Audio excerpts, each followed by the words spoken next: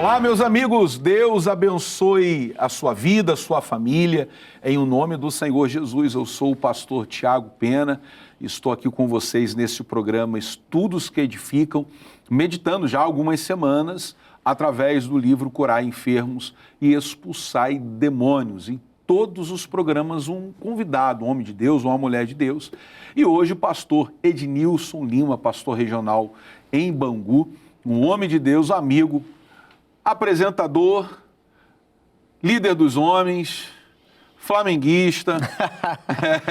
É o que dói falar. É o que dói falar. Seja bem-vindo, meu pastor. Eu que agradeço aí pelo convite. Olha, espero que a gente possa discorrer bastante sobre esse livro, que cada capítulo dele enriquece bastante, ensina bastante sobre essa fé que a gente prega na igreja, de cura, de libertação, de salvação, e eu creio que vai ser uma bênção em nome de Jesus. Pastor Tiago, é um prazer estar aqui com o irmão, e esse programa vai realmente edificar. Para a glória do nosso Deus, pastor, e hoje nós vamos falar sobre a raiz do mal, através dos capítulos 30, 31 e 32. Mas, como sempre, antes de entrarmos na leitura dos capítulos, vamos ao VT. Você já parou para refletir sobre como a Bíblia trata a enfermidade e a autoridade concedida a você? Na leitura do livro Curar Enfermos e Expulsai Demônios, o autor T.L. Osborne nos mostra que a enfermidade não faz parte do propósito original de Deus para nós. Pois ao longo das Escrituras, podemos ver por diversas vezes Jesus acolhendo, restaurando e curando aqueles que sofriam. Como nos mostra a Bíblia em Atos, capítulo 10, versículo 38. Como Deus ungiu a Jesus de Nazaré com o Espírito Santo e com poder, o qual andou fazendo bem e curando a todos os oprimidos do diabo, porque Deus era com ele. Já em Mateus, capítulo 10, versículo 1, a palavra nos evidencia a autoridade que Jesus concedeu aos seus discípulos. E chamando os seus 12 discípulos, deu-lhes poder sobre os espíritos imundos, para os expulsarem e para curarem toda a enfermidade e todo o mal. Essa autoridade, porém, não está na força do ser humano, mas exercida e fundamentada na palavra de Deus. Pois nossa vida é pautada pela confiança de que Jesus venceu o mal na cruz. E por isso devemos enfrentar as dificuldades com fé e esperança, pois nossa certeza fortalece e incentiva o cristão a viver de acordo com a autoridade que recebeu em Cristo. Agora sim, podemos entrar aqui na leitura desses capítulos, retornando aí a ideia, o tema é a raiz do mal. E para nos ajudar nesses minutos preciosos desse programa, o pastor Ednilson, que traz aqui para a gente, pastor Ednilson, acredito que eu sempre falo isso, que esse tema aqui é um tema que a gente vive constantemente, curar enfermos, expulsar demônios na nossa igreja, né? Algo que falar desse livro aqui, não precisa nem ler esse livro para falar dele, né? São 3 pilares na nossa igreja, né? O curar enfermos, expulsar demônios, que fez o nosso missionário deixar de ser médico para ser pregador do evangelho. O livro Nome de Jesus, que foi uma virada de mesa na nossa igreja, quando ele leu o livro O Nome de Jesus, entendeu a autoridade que havia nesse nome, a nossa igreja então explodiu depois desse entendimento, e com esses 2 livros, o missionário então escreve Como Tomar Posse da Bênção. Esses são, eu costumo de falar para os pastores, né, que eu vou pastorear, são 3 pilares que todo obreiro da Igreja da Graça tem que ler. Seria muito bom, né? Seria muito bom. Muito bom. Obreiro, membro, porque torna-se uma doutrina, mas uma linguagem espiritual da igreja, né? Sim. É importante essa união da linguagem, né? Sim. Porque o senhor fala uma coisa, o senhor ensina, o senhor prega, o senhor vive aquilo ali, e as pessoas que vão chegando já vão entendendo o que a gente está falando, né? Vai familiarizando, isso. Né? Porque a gente fala sobre expulsar demônios, sobre curar enfermos. Algumas igrejas, e sem crítica, não é nada de crítica, cada igreja sabe do que Deus deu para elas, né? Mas, assim, tem igrejas que não falam mais em demônios, não fazem orações para se expulsar demônios. E a nossa igreja continua fazendo, é a raiz mesmo da nossa igreja, né? E a gente vai na raiz do mal, já usando o tema do programa, né? A gente vai na raiz do mal para resolver o mal na raiz, porque você resolver o mal por cima e deixar a raiz, ela volta a crescer. Sempre volta, né? E é interessante porque quando o Dr. T.L. Osborne traz para a gente esse assunto, os amigos de casa, tendo esse livro, não tendo, por favor, sempre oriento, adquira esse livro, vai no Shopping do Povo, vai na Graça Editorial ou alguma igreja da graça talvez possa ter esse livro para que você possa meditar e fazer os seus estudos. Mas quando a gente está falando da raiz do mal, a gente está falando para deixar de olhar a coisa de forma superficial, né? Quer dizer, olhar a pessoa que bebe, fuma, né? E geralmente a visão grotesca é chamar de sem vergonha. É um sem vergonha mesmo, né? Você não vale nada, não presta, já falamos. Aí a mãe abre mão, a esposa abre mão. Recebi uma pessoa na igreja esses dias em que falou assim, a família me colocou para fora. Muitas vezes, olhando de maneira superficial, as nossas decisões vão ser erradas, né? Aí o livro traz para a gente a raiz da raiz, que é olhar lá para Adão e Eva. Sim. E se a gente olhar para Adão e Eva, a gente começa a entender o que realmente está acontecendo com o viciado, está acontecendo com a pessoa que é dedicada a uma religião tal, enfim. Pastor Ednilson, sempre existe uma raiz maligna, mas essa raiz maligna está lá atrás, né?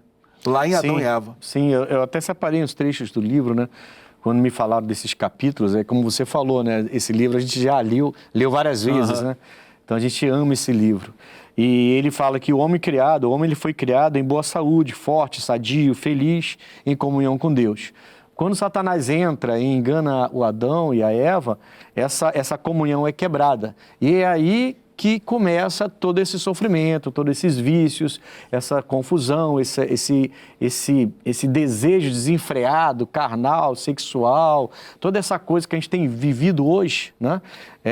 Que está alcançando inclusive as nossas crianças, por incrível que pareça, né? Crianças, jovens, adolescentes, idosos. Esse mal que, inclusive, eu até pensando nisso, pastor Tiago, eu até, assim, pensei até na natureza, né? Porque você vê hoje, uma coisa que bateu no meu coração na hora que eu meditava nisso, né? Falei, caramba, outro dia eu fui comer uma goiaba e ela estava podre, né? Tava meio ruim, né? Eu falei, pô, será que se o Adão não tivesse se deixado enganar, será que eu ia pegar uma goiaba podre no pé hoje? É isso aí. Ou será que a goiaba estaria todas elas lindas e gostosas para ser tirada do pé e comer? E hoje você vai pegar uma, tá podre. Então ele realmente entrou com a podridão dele. E é o que a gente vive hoje na sociedade. Uma sociedade, infelizmente, boa parte da sociedade vivendo isso tudo como se fosse normal. E o pior é isso, né? Normalizando, normatizando essa vida como você falou, falando até meio que grotesca. Né? Porque mas é um sem vergonha, mesmo, né? Você vê aquela pessoa assim viciada, e eu já fui viciado, né? Então você vê aquela pessoa viciada assim, aí você pensa assim, caramba, esse cara não presta, não vale nada, não liga para os filhos, não ama a esposa, não ama a família. A gente falou, internou, tentou, pagou internação, e ele quer sem vergonha mesmo, ele que não vale nada. Mas por trás, eu diria, na maioria das vezes, ou até em todas as vezes, né, por trás há uma raiz maligna, e quando a gente consegue chegar lá e expulsar esse mal, essa pessoa vira assim, como não tem o primeiro milagre de Cristo? Esse primeiro milagre de Jesus lá na festa, em Caná, na Galileia, quando ele transforma água em vinho, eu costumo dizer que ele chegou logo metendo o pé na porta, né? Jesus chegou metendo o pé na porta, ele falou assim, eu vim para isso. Quer ser transformado da água para o vinho? Vem para mim. Então, a gente precisa passar isso para as pessoas. A sociedade precisa entender que tem saída. Tem saída. E Jesus é a saída, não tem outro jeito. Sim, em Adão a gente encontra, então, a goiaba podre. Exato. A gente encontra a destruição, porque a partir da desobediência de ambos, né, o pecado entra no mundo.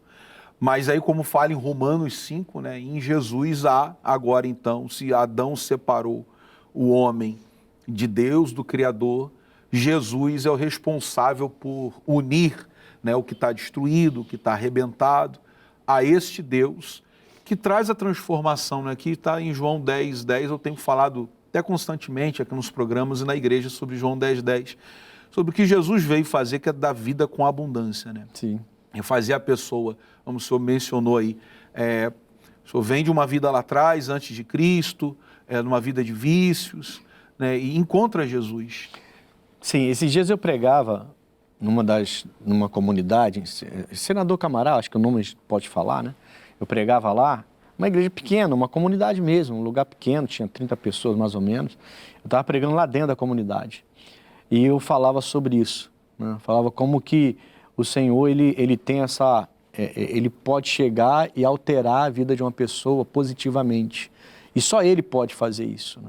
Só ele tem essa capacidade de fazer isso. Como que o Adão nos vendeu e Jesus nos comprou. Nos comprou. Né? Mateus 26, na NVT, 28, ele fala assim, ó, porque este é o meu sangue que confirma a aliança. Ele é derramado como sacrifício para perdoar os pecados de muitos. Glória a Deus. Quer dizer, Jesus, já que o Adão nos vendeu, né, nos deixou completamente entregue à autoridade de Satanás, que na verdade Satanás roubou a autoridade do homem, né? Jesus veio e nos comprou. Ele foi lá e nos tirou dessa condição, nos comprou e nos deu de volta aquilo que tinha sido dado lá atrás. Por isso que é importante olhar lá atrás e ensinar as pessoas lá atrás.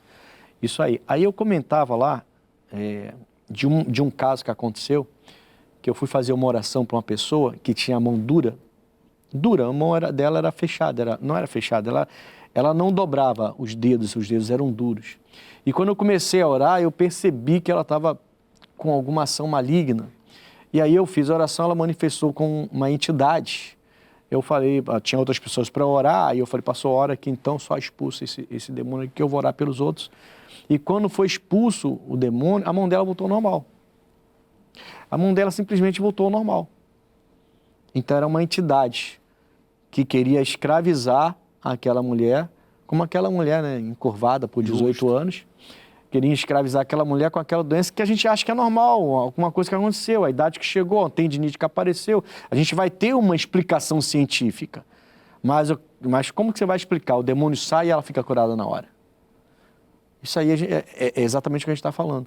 Foi o que aconteceu lá atrás e por isso tem que saber a raiz, para a gente poder ir até a raiz, para que a pessoa possa viver uma vida livre. Jesus veio para nos dar vida em abundância. Enquanto ela não souber, assim, como que o livro traz para a gente, enquanto não tiver dentro do conhecimento da palavra o que aconteceu lá atrás, no passado, através de Adão e Eva, dessa história que muitas vezes as pessoas até conhecem, sim, mas conhecem de uma forma que eu falo de uma maneira bem folclórica, né? Adão e Eva e tal, mas não entendem o teor espiritual. Assim, essa senhora que foi curada no culto, né? Assim, quantas vezes, de repente, passando por tratamento, procedimentos, sim, olhava para a mão, entristece, abate. Ela não pegava nada com a mão. Né? Misericórdia, né? Não pegava nada com a mão. E interessante que quando eu falei sobre isso, e eu fiz a oração lá em Senador Camarão, onde eu estava, eu comentei, porque isso foi em outra reunião, né? Lá em Jardim do Éden. Aí eu comentei e fui fazer a oração. E tinha uma senhora que ela tinha um problema no braço e ela não podia pegar peso nenhum. Ela falou que todo peso que ela pegava, ela tremia e às vezes até deixava cair. Ela falou a panela dela, por exemplo, ela não podia mais segurar a panela, o marido tinha que segurar para ela, porque ela não aguentava. E ela ficou curada lá na hora também. Não teve manifestação de demônio, foi só uma oração. E ela ficou curada. Eu até mandei ela segurar o celular, o microfone, né?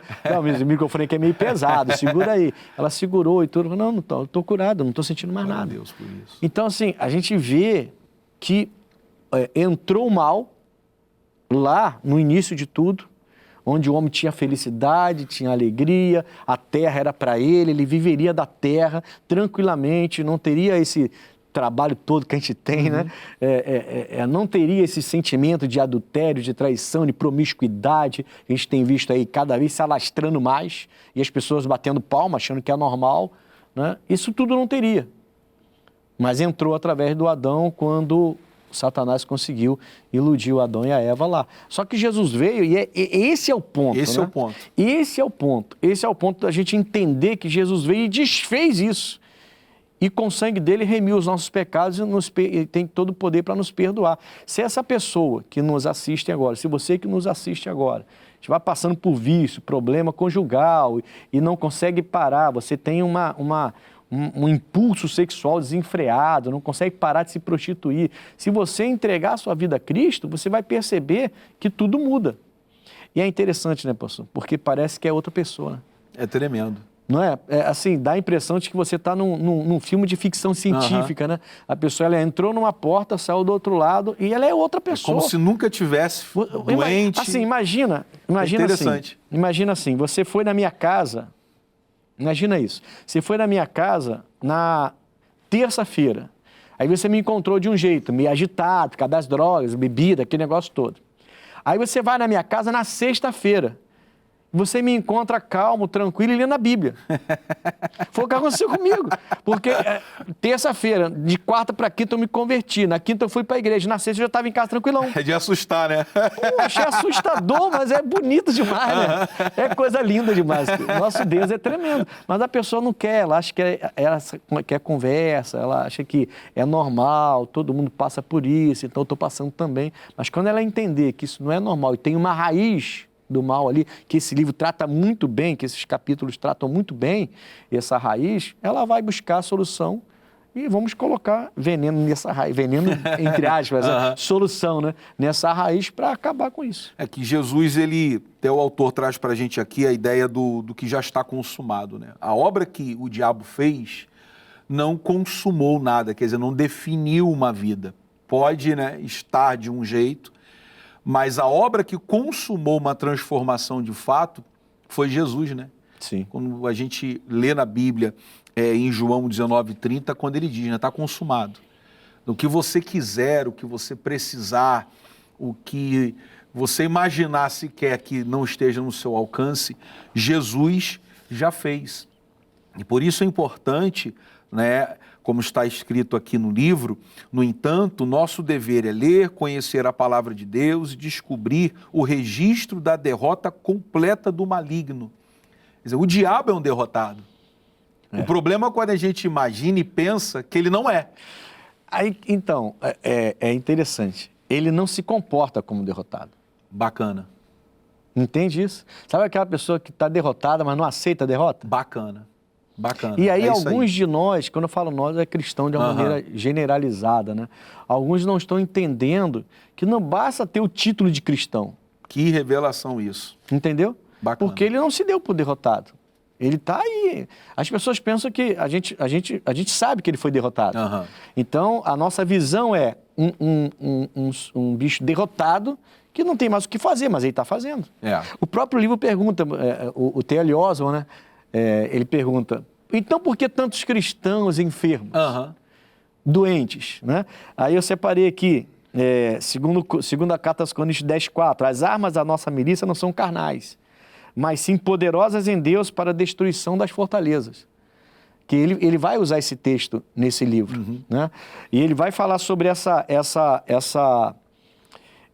ignorância, digamos assim, espiritual, onde as pessoas elas estão na igreja, né? Mas elas até entendem que Jesus consumou, está consumado, mas quando o diabo vem para cima dela, elas baixam a guarda.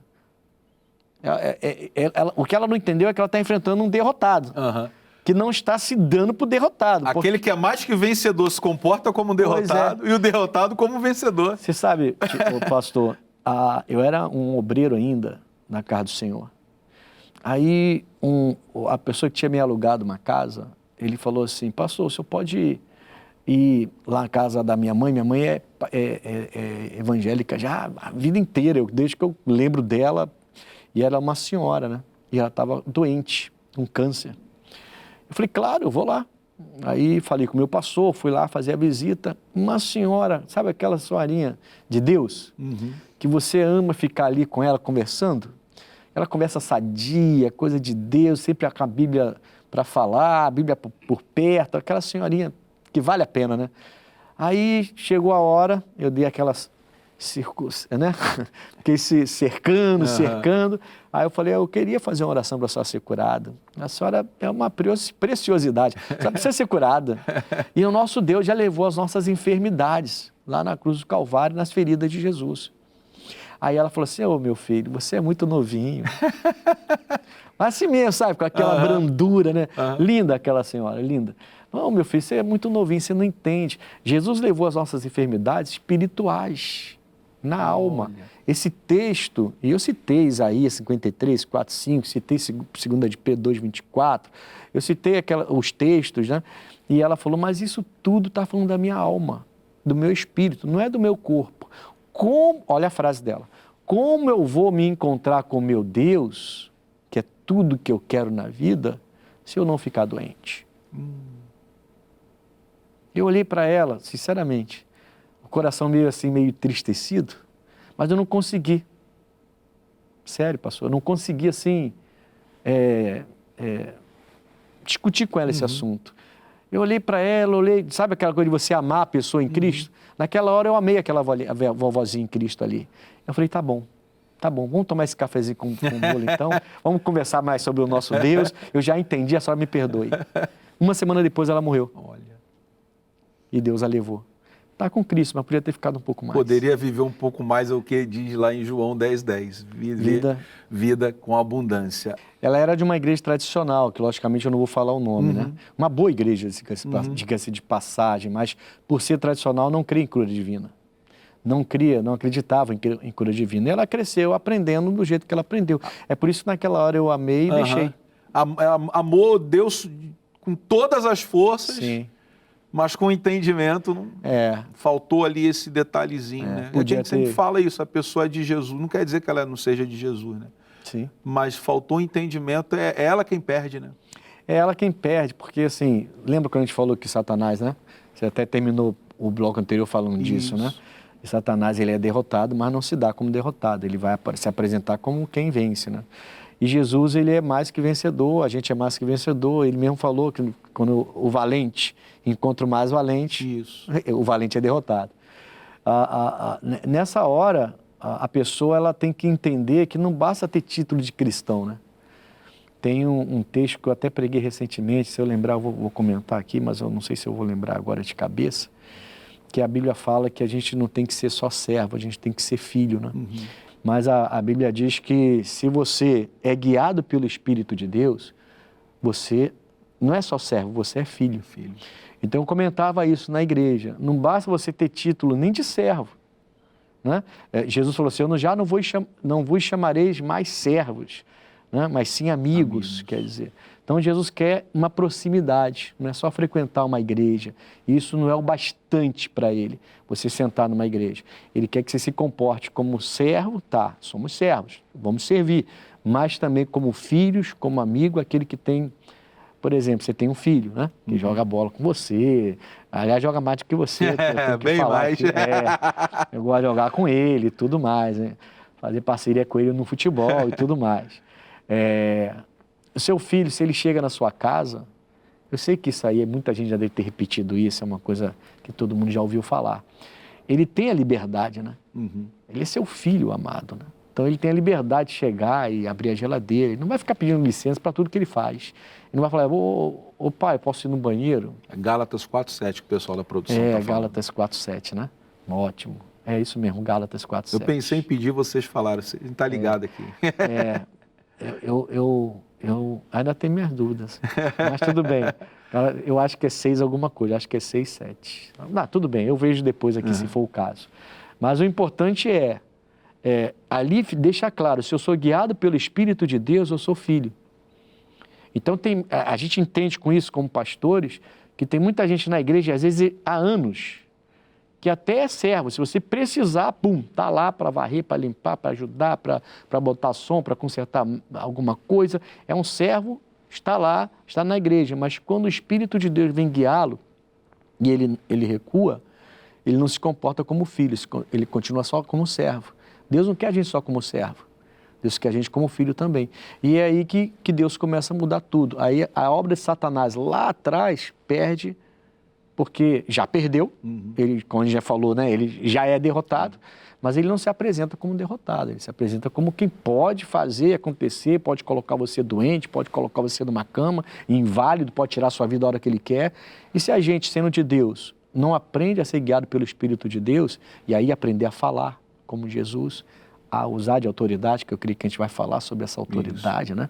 Quer dizer, essa autoridade que o nome de Jesus confere para a gente, não é que a gente não é de Deus, a gente é, mas ele encontra essa capacidade de usar essa autoridade contra a gente, porque a gente fica sem autoridade contra ele. E aí é onde a gente começa a se perder. A pessoa ela vai se acovardando nesse trabalho de resistência. O que o senhor poderia Tiago dizer? 4,7. Isso. Né? Isso, sujeitai-vos, pois, a Deus, sujeitai-vos, pois, a Deus, resistir ao diabo. O que o senhor diria para uma pessoa que está enfrentando uma luta grande, que é aquela coisa que parece que não vai ter fim? Então, eu posso dar outro testemunho? À vontade. Obreiro, eu fui à igreja, já era obreiro já. E o pastor era o pastor Antônio Augusto, na época. E ele deu esse texto, Tiago 4,7. Foi a primeira vez que eu ouvi, estava há pouco tempo convertido, porque a coisa comigo foi meio que rápida, né? Uhum. Eu me converti 6 meses depois, já estava fazendo a obra já. E aí eu ouvi, sujeitai-vos, pois, a Deus, resistir ao diabo, ele fugirá de vós. No domingo. Na segunda-feira eu saí para fazer cobrança, eu tinha uma empresa, junto com a minha esposa. E eu saí para fazer a cobrança. E eu estava passando em frente a um colégio. E era a hora de saída, então estava um monte de jovens saindo e eu passando na calçada para fazer a cobrança. E veio uma dor aqui, que era uma dor que eu sentia quando eu tinha abstinência das drogas. Eu estava há 6 meses sem sentir essa dor. Quando eu aceitei Jesus, tudo saiu do meu organismo de uma forma milagrosa mesmo, né? Espiritual. Mas aí veio a dor, mas queimando assim, aquele líquido queimava e doía demais. Na hora, eu lembro que eu gritei, né? Falei firme, né? Eu falei, diabo, agora eu já sei. Sujeitai-vos, pois, a Deus, resistir ao diabo, ele fugirá de vós. Está escrito em Tiago 4,7. O meu pastor ontem pregou isso para mim. Pode sair daqui agora. Os jovens se espalharam, irmão. Você é um louco. Os jovens se espalharam de mim, saíram correndo e ficaram assustados, já que eu era meio doido, né? Porque eu agi como doido também, no meio da rua. Irmão, mas ó, aquele negócio estava vindo assim, aquela dor, aí voltou assim, ó. Tremendo. Pum. Nunca mais eu tive isso. Tremendo. Nunca mais eu tive isso. Então, assim, falar para a pessoa que está passando por qualquer luta grave, que parece que não tem fim, você precisa primeiro se sujeitar a Cristo. A gente quer resistir ao diabo, mas a gente não se sujeita a Cristo, pastor. A pessoa ela quer ser curada e ela quer encontrar um homem como a gente, né? Um homem que seja muito santo, que vai colocar a mão, que vai jogar o terno em cima dela, que vai jogar uma água em cima dela e que ela vai sair da igreja limpa e curada. Aí você chama ela para um compromisso com Deus, ela não quer. O texto é muito claro, primeiro você se sujeita, depois você resiste. Você quer trocar, você quer resistir para depois se sujeitar. E alguns resistem e depois não se sujeitam. Não se sujeita. Porque não querem se sujeitar, porque se sujeitar a Cristo significa mudança de vida. Transformação completa. E aí, logicamente, que você vai provar de um Deus maravilhoso e você vai ver que vale a pena viver essa vida diferente. Eu costumo dizer que para ser crente tem que ser homem de verdade. Não, é porque assim, é isso aí. A gente vê umas pessoas dando uma de valentão na rua, sabe?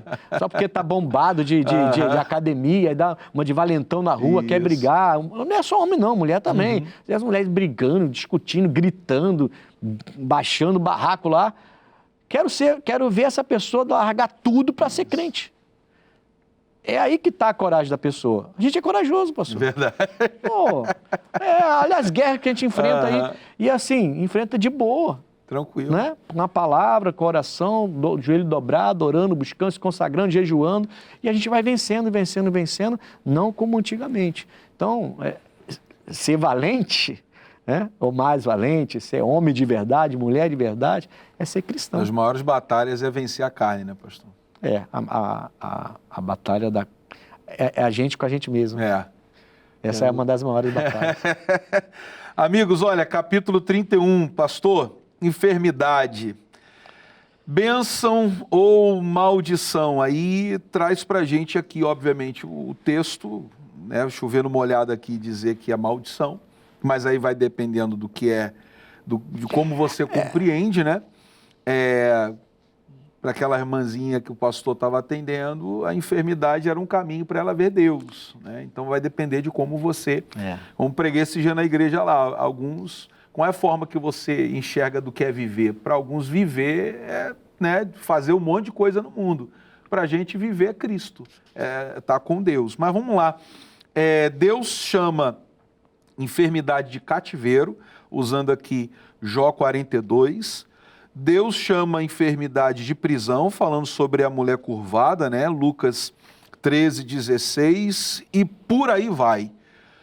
Então, qualquer ação de enfermidade vai se tornar na tua vida um cativeiro, vai se tornar na sua vida uma prisão, ou vai se tornar uma opressão, né? Que a gente lê aqui, o Espírito Santo chama a enfermidade de opressão. Isaías 58, 6 é uma base, mas o senhor até falou desse testemunho, que o senhor orou a irmãzinha que até para segurar uma panela dependia do marido, né? Sim. Quer dizer, a pessoa se torna dependente de alguma coisa. Então, tudo que tira a nossa liberdade, o fluir natural de uma saúde, né? O fluir natural de um ambiente de paz, tudo isso torna-se um cativeiro, torna-se uma prisão. Como enxergar isso como algo bom? Né? E claro, que sem querer desprezar a imagem de uma senhora que já foi até recolhida, mas como entender que esse caminho, né, é um caminho que nos conduz a Deus, né? A dor, a enfermidade. Pode ser, pastor, que talvez nessa dificuldade tem um pensamento, um ditado, que é na dor que muitos acabam recorrendo a Deus, né? Mas não seria necessário se nós já tivéssemos um coração aberto para ouvir a Sagrada Escritura. A gente ia entender, nossa enfermidade não é de Deus. Sim. Perguntaram, né, sobre aquele assunto lá do que havia nascido cego, né? Que essa enfermidade, né? Essa doença, os pais e a mãe ali criaram uma celeuma louca ali de falar sobre ele e ainda levantaram a hipótese de chamar Jesus de pecador. Eu tenho uma resposta desse homem que agora está enxergando, disse assim, olha, se ele é pecador, eu não sei. Eu só sei que antes eu não enxergava, mas agora eu estou enxergando. Quer dizer, entrar na casa do pastor Ednilson na terça-feira, louco da vida, né? E entra na sexta-feira, aquela paz que excede o entendimento, misericórdia. Não tem como, né? É interessante, né? Imagina a pastora vivendo isso. Ela veio antes para Jesus, não foi? Antes, 3 anos antes. Foi a paz dela, né? Foi a paz dela, entre aspas, né? Porque, assim, eu sem Cristo era meio carne de pescoço, né? Meio difícil de levar. Mas, assim, a gente estava passando por uma crise, né? Porque ela se converteu e a esperança dela é que eu me convertesse. A vida dela mudou por completo, mas 3 anos depois eu não tinha mudado, né? Eu tinha piorado, na verdade. Eu estava piorando, eu estava num declínio, né? Declínio, violento, né? Mas foi dentro de casa, inclusive desse jeito, pensando em morte já, que Deus me alcançou. Caramba. E aí foi de quarta para quinta, né? Na terça-feira, meu irmão mais novo esteve lá em casa, eu já não estava bem, mas ele já me deu uma palavra e tudo mais, eu estava muito agitado. Aí na quarta-feira a agitação voltou, eu consegui dormir, na quarta-feira a agitação voltou à noite. E aí foi muito difícil, pensando em suicídio, em morte, essas coisas todas que a gente já está acostumado, infelizmente, a ver as pessoas passarem. Mas na madrugada Deus falou comigo pela televisão, né? Num versículo de Jeremias 29, 13. E aí no dia seguinte já chamei ela para a igreja. Minha vida mudou já. No dia seguinte eu já não tenho nada de bebida, não tem mais nada. O senhor acordou e falou, vamos para a igreja? Já, de manhã eu já estava crente. E ela não se assustou, não? Se assustou, mas pulou na hora, já botou a roupa rapidinho, vamos embora. Perdeu a oportunidade não, tá né? Tá louco, irmão. Não. Ela lutou por isso, né? Caramba, e foi benção. De lá para cá foi rápido. 2 meses depois eu já era batizado até no Espírito Santo já. 2 meses depois batizado nas águas, no Espírito Santo. 6 meses depois evangelizava nas praças, na rua, saia para evangelizar, igual um louco evangelizando, falando de Deus para todo mundo já. E já pregando, já começando a fazer a obra, né? 2 anos depois eu já pregava. O teu curso ministerial foi a prática, né? Foi a prática. Depois eu entrei na grade, na época que eu vejo o pessoal hoje reclamando de estudar todo sábado, 3 horinhas. Falei, rapaz, eu estudei a grade, na época eu pegava no sábado 8 da manhã, saía às 5 da tarde. Eu dormia dentro do 11 e ia parar no ponto final. Vocês estão reclamando de quê? Vai estudar. Rapidinho. Mas assim, tudo muito rápido, né? e Deus honrou a gente. Pô, glória a Deus. Olha, vamos lá. Capítulo 32, porque esse aqui é grande, hein? Esse capítulo aqui é grande, mas a essência dele é sobre a autoridade do cristão, que a gente precisa assumir esse posicionamento aqui. Eu até vou trazer um contraponto, que é um assunto também muito falado sobre a gente na igreja, que é os 7 filhos de Seva, né? Que usavam o nome de Jesus, a quem Paulo pregava, mas não tinha autoridade do nome de Jesus sobre eles. Mas falando sobre os discípulos, esse capítulo já traz para a gente Marcos capítulo 3, versículo 14 e 15, que fala que Jesus deu virtude e poder, né? Que é poder e autoridade sobre todos os demônios, e mandou curar os enfermos e expulsar os demônios. Fala também sobre Pedro e João na porta, né, do templo, Atos capítulo 3, é um texto que eu tenho um carinho tão grande por esse texto. E quem não tem, né? Talvez seja por isso que eu queira começar aqui esse assunto e talvez a gente termine até nele, pastor, porque o contraponto vai ser esse aqui.